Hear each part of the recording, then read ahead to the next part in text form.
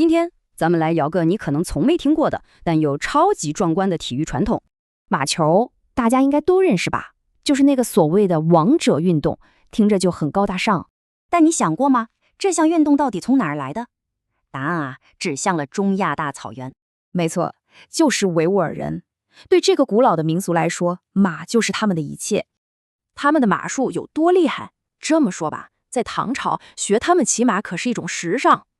这种和马的紧密关系，自然就催生出了一种充满勇士精神的体育文化。打仗的时候，他们的骑射手简直无敌，一边飞奔还能一边回头射箭。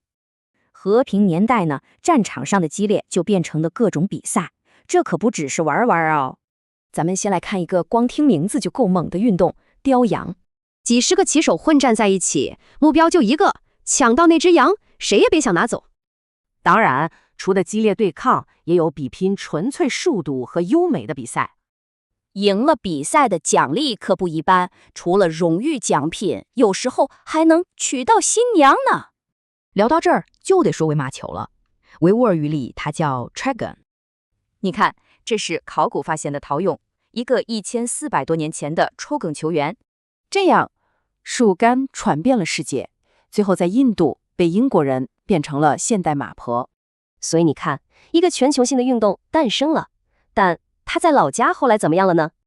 这位是 Faraday，90年代的时候，他可是个天才骑手，惊艳了全世界。他的天赋让外国教练都看呆了，还邀请他去法国训练，这机会多难得啊！可惜因为经济原因，他没去成。就因为缺钱，他的路断了。你猜从他之后还有几个维吾尔骑手走向了国际赛场？答案是0。曾经那么辉煌的马术文化，就这么慢慢的从世界舞台上消失了。不过，这种精神还在。你看这个高空秋千，是不是有点像当年骑射手的影子？